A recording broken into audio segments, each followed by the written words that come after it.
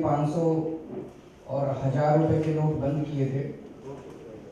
पिछले 4 दिन से देश के लोग सारा काम धंधा छोड़ के लंबी लंबी लाइनों में लगे हुए हैं। पूरा देश कोई काम नहीं कर रहा, केवल बैंक से अपने नोट निकलवाने में लगा हुआ है। इस दौरान कई लोगों की मौत हो गई, कई लोगों ने आत्महत्या कर ली, कई लोगों को हार्ट अटैक हो गए, कई लोगों को अस्पतालों में इलाज नहीं मिला, जिसकी वजह से उनकी मौत हो गई। प्रधानमंत्री जी तो ऐलान करके जापान चले गए। पूरा देश इंतजार कर रहा था कि अब जापान से आएंगे और कुछ समाधान करेंगे। कल मैं भी दिल्ली के अलग अलग इलाकों में घूम के आया था। चारों तरफ अफरा तफरी का माहौल है। सारी मार्केट बंद पड़ी हैं, दुकान खोलने का कोई औचित्य नहीं बन रहा। मार्केट में लोग नहीं आ रहे, पैसे नहीं है उनके पास। दुकान वाले आके सामान नहीं खरीद पा रहे, पैसे नहीं उनके पास। तो लोग सोच रहे थे कि अब जापान से आएंगे प्रधानमंत्री जी और कुछ ना कुछ तो करेंगे ताकि लोगों के हाथ में थोड़े से पैसे आ जाए और उनकी जिंदगी चल सके। लेकिन अभी जो प्रधानमंत्री जी ने गोवा में भाषण दिया और उन्होंने कहा अभी 50 दिन और लगेंगे, मुझे 50 दिन दे दो। तो एक तरह से देश के अंदर लोगों के अंदर जो ये था कि अब आएंगे और कुछ करेंगे, वो नर्वसनेस और ज्यादा बढ़ गई है कि क्या अगले 50 दिन लोगों को इसी तरह से रोज लाइनों में खड़े होके गुजारने पड़ेंगे? क्या अगले 50 दिन इसी तरह से बिना रोटी के गुजारने पड़ेंगे, बिना दूध के गुजारने पड़ेंगे? क्या इसी तरह से ट्रांसपोर्ट के लोग कह रहे हैं कि परसों के बाद देश में ट्रांसपोर्ट नहीं चल पाएगा। ट्रांसपोर्टर्स, उनका कहना है उनके पास ड्राइवर्स को पैसे देने के लिए पैसे नहीं है, ड्राइवर्स के पास नाके पे पैसे देने को पैसे नहीं है, गाड़ी खराब हो जाए उसको ठीक कराने के पैसे नहीं है, डीजल भरवाने के पैसे नहीं है। सारे देश में अगर ट्रांसपोर्ट बंद हो गया तो सब्जी कैसे आएगी, दूध कैसे आएगा, फल कैसे आएंगे, खाने पीने का सामान कैसे आएगा? जिस दिन उन्होंने ऐलान किया था उस दिन तो बोले 2 दिन के अंदर सारे बैंकों में पैसा पहुंच जाएगा, 2 दिन में सब ठीक हो जाएगा, एटीएम चालू हो जाएंगे, बैंक ठीक हो जाएंगे। अगले दिन उन्होंने कहा नहीं 10 दिन लगेंगे। फिर पर कल अरुण जेटली जी ने कहा नहीं 3 हफ्ते लगेंगे। अब प्रधानमंत्री जी कह रहे हैं 50 दिन लगेंगे। तो 50 दिन तो क्या, अब जनता का हाल ये हो गया कि 50 घंटे भी जनता अब इंतजार करने के हालत में नहीं है। पूरे देश के अंदर इमरजेंसी के ऐसे हालात हो गए हैं, लोग भूखे मर रहे हैं और ऐसे लोग भूखे मर रहे हैं जिनके घर में पैसा है। गरीब लोग नहीं, गरीबों के घर में भी कुछ नहीं हो रहा, जिनके पास 500 1000 के दिहाड़ी मजदूरी करते थे, किसान थे, किसान का सारा काम ही कैश में होता है। वो सारा का कैश जो है उसका, उस कागज का कोई मोल नहीं बचा, वो मिट्टी के, वो कागज के टुकड़े रह गए हैं उनके नोट। तो अब 50 दिन तक लोग इसी तरह से करेंगे। इससे पूरे देश के अंदर पैनिक है। जब से प्रधानमंत्री जी का भाषण आया है पूरे देश में एक जबरदस्त पैनिक चारों तरफ दौड़ गया है। मेरे पास कई फोन आए हैं, कई लोगों के एसएमएस आए हैं। उनका कहना है कि इसका मतलब इनके पास कोई गेम प्लान नहीं है, आने वाले दिनों में इनके पास कोई वो नहीं है कि जनता की प्रॉब्लम। तो 50 दिन तक अगर लंबी लंबी लाइनों के अंदर खड़े होकर लोगों को रोज 1000 रुपए निकलवाने पड़े, ये तो नहीं हो सकता। ऑलरेडी कई लोगों की मौत हो चुकी है, तो इसी तरह से लोग मरते रहेंगे, लोगों की शादियां कैंसिल होती रहेंगी। दूसरा,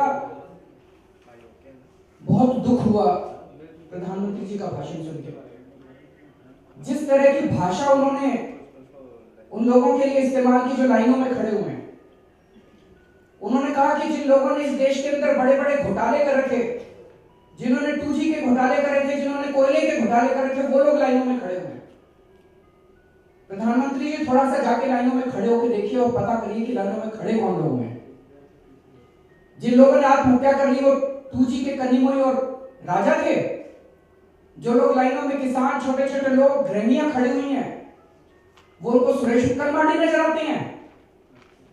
जिस तरह की उनकी बॉडी लैंग्वेज थी, जिस तरह से प्रधानमंत्री ने मजाक उड़ाया इस देश के लोगों का, जो आम लोग लाइनों के अंदर खड़े हुए हैं, हम प्रधानमंत्री जी से मांग करते हैं कि वो देश के लोगों से माफी मांगे। उन्होंने आज बार बार कहा कि 125 करोड़ लोग तो ईमानदार हैं, कुछ लाख लोग बेईमान हैं, तो उन कुछ लाख लोगों को क्यों नहीं पकड़ते? 125 करोड़ लोगों को क्यों दुखी कर रखा है इन्होंने? सारे 125 करोड़ लोग तो लाइनों में लगे हुए हैं और उन कुछ लाख लोगों से दोस्ती करके बैठे हैं। बोले मैंने तो शुरू में ही कह दिया था कि मैं सख्त कानून एक्शन लूंगा उन लोगों के खिलाफ जिन्होंने काला धन रखा हुआ है। मोदी जी आप अपने भाषण सुनिए, आप अपनी फील्ड देखिए। चुनाव के पहले आपने क्या कहा था? चुनाव के पहले आपने कहा था मैं रॉबर्ट वाड्रा को जेल भेजूंगा। चुनाव के पहले आपने कहा था देश के भ्रष्टाचारियों के साथ को मैं जेल भेजूंगा। उनके साथ अब आपने दोस्ती कर ली सबके साथ। चुनाव के पहले कहा था आपने कि मैं स्विस बैंक, बच्चा बच्चा देश का जानता है कि काला धन कहां है। चुनाव के पहले आपने कहा था कि बच्चा बच्चा जानता है स्विस बैंकों में काला धन है। क्या हुआ उसका? एक स्विस बैंक से एक नया पैसा अगर आपने लाने की कोशिश भी की हो, कोई कोशिश नहीं किया आपने। अगर पहले पता होता, चुनाव के पहले बता देते आप 500 500 हजार के नोट बंद करके जनता की ऐसी तैसी करोगे, एक आदमी वोट नहीं देता आपको। उस टाइम तो आपने कहा था स्विस बैंकों का पैसा लेके आऊंगा। अब जिन लोगों के पैसे हैं स्विस बैंकों में, उनसे आपने दोस्ती कर रखी है। सब लोग जानते हैं कि किन लोगों के पैसे हैं। मैं बार बार कह रहा हूं 648 लोगों की लिस्ट आई थी 2011 में। फाइनेंस मिनिस्ट्री में पड़ी है वो लिस्ट, सीबीडीटी में पड़ी है वो लिस्ट।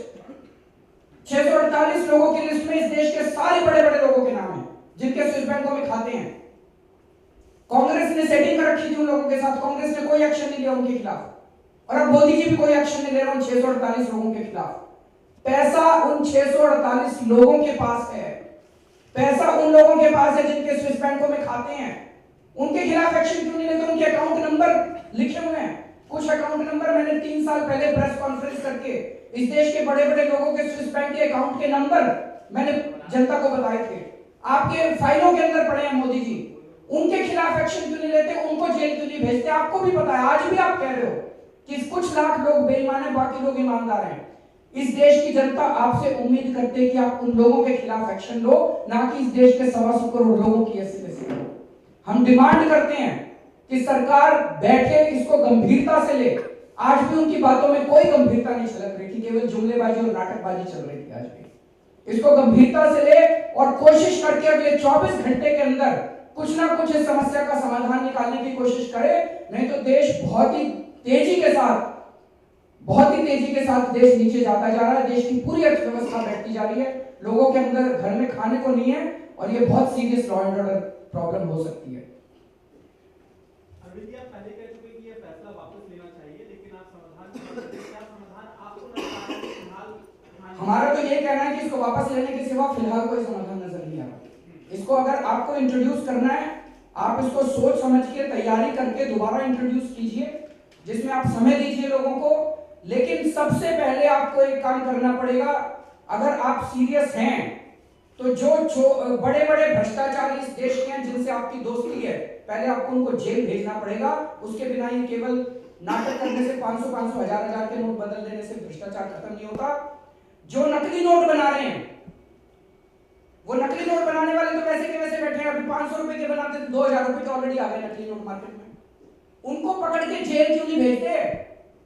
उनसे दोस्ती कर रखी है तुम लोगों ने। नाटक कर रहे हो, 500 के नोट बदल के 2000 के कर दिया। वो 2000 के नोट ऑलरेडी आ गए, 2 दिन हुए, 24 घंटे के अंदर 2000 के नोट मार्केट में नकली आ गए। जो भ्रष्टाचारी है, पैसे लेने वाला और पैसे देने वाला दोनों वही है। पहले 1000 के नोटों के भ्रष्टाचार करते थे, अब 2-2000 के नोट के भ्रष्टाचार। आपको पहले उनके खिलाफ एक्शन लेना पड़ेगा। आपने उनके साथ दोस्ती कर ली है और ये 50 दिन नहीं चलेगा। पूरे देश में पैनिक फैल गया है। जब से प्रधानमंत्री जी ने कहा है आज दोपहर में कि 50 दिन और लगेंगे, मेरा साथ दो। कैसे साथ दें? घर में खाने को नहीं है, कैसे साथ दें? 50 दिन दूध नहीं है बच्चों के लिए, खाने को नहीं है, सारी मार्केट बंद पड़ी है। 50 दिन सारी मार्केट बंद रहेगी। हमारे सारे व्यापारी, पूरे देश के अंदर अफरा तफरी मची हुई है। किसान अपनी फसल कैसे उगाएगा? हमें तो उम्मीद थी क्योंकि 10 दिन और बचे अगली फसल उगाने के लिए। इन 10 दिनों में उसे खाद खरीदनी है, उसे बीज खरीदने हैं, कहां से लाएगा वो पैसे? अब कह रहे हो 50 दिन, तो 50 दिन इसका मतलब है किसान ये वाली फसल उगाएगा नहीं। फिलहाल की स्थिति ऐसी है कि कैश जो है वो बैंकों तक नहीं पहुंच रहा है, और कहा जाता है कि 8 बजे से 8 बजे तक बैंक खुलेंगे, 4 बजे बैंक बंद हो जाते हैं। कई जगह हमने ये देखा है। फिलहाल की स्थिति संभालने के लिए कोई कदम नहीं उठाया। ये कहा जा रहा है कि स्थिति तो नॉर्मल है। तो ऐसे में लगता है कि फिलहाल की जो एक्चुअली या तो उनको पता ही नहीं कि चल क्या रहा है, और या ये स्थिति उनके कंट्रोल के बिल्कुल बाहर पहुंच गई है। और अब वो केवल इमोशनल भाषण दे रहे हैं। अभी भी वो संभल जाएं, स्थिति ज्यादा अगर बिगड़ गई, लॉ एंड ऑर्डर प्रॉब्लम बन गई तो स्थिति संभाले नहीं संभलेगी। अभी भी वो सब इसको वापस ले लें, इस पूरे कदम को। हम तो इनकी इंटेंशन पे क्वेश्चन कर रहे हैं, चलो इंटेंशन छोड़ दो, लेकिन इतना तो ये भी मानेंगे कि it is a very poorly implemented scheme. अभी भी वापस ले लो, अगर करना है तो दोबारा इसको ढंग से सोच समझ के दोबारा कर लेना, बाद में कर लेना। जिद छोड़ो, अहंकार छोड़ो और इसको वापस ले लो।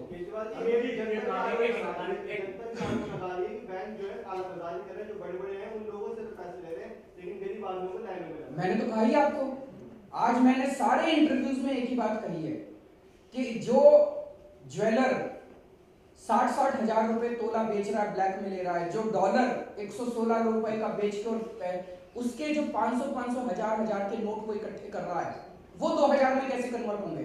वो बैक डोर से सारे जा रहे हैं अंदर और 2-2 हजार की गड्डियां वापस आ रही है। वो दलाल है। वो दलाल कौन है?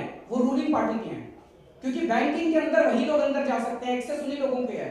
तो इस पूरी एक्सरसाइज से केवल एक ही चीज होने वाली है, इस देश में जितने लोगों के पास काला धन था उसका 50% बीजेपी के पास चला जाएगा और कुछ नहीं होने वाला। हम दुखी होंगे, हमारे बच्चे मरेंगे, किसान मरेंगे, औरतें आत्महत्या करेंगी, बाकी 50% इस देश का काला धन जो है वो बीजेपी के पास चला जाएगा। इसका कोई नहीं। ये कहा जाता है कि अस्पतालों में भी पैसे वसूल किए जाएंगे।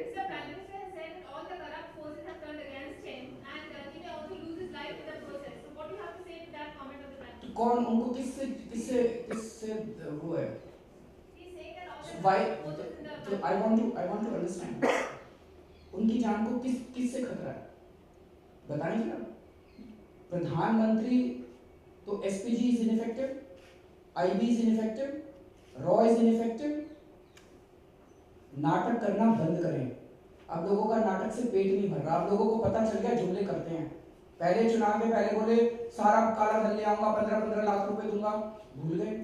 चुनाव के पहले 100 दिन के अंदर काला धन, राजनाथ सिंह जी का भी हम स्पीच सुन रहे थे, 100 दिन में काला धन नहीं आए तो मेरे को चौराहे पे खड़ा करके लटका देना। क्या हुआ? 100 दिन में आया काला धन? तो अब जुमलों से पेट भर गया लोगों का, और इस बार लोगों के छाती पे मूंग दर्द, एक घर के अंदर उन्होंने तबाही मचा दी है। अब लोगों की बर्दाश्त बाहर होती जा रही है। इससे पहले कि serious law and order situation बने, इनको तुरंत इसके ऊपर कोई एक्शन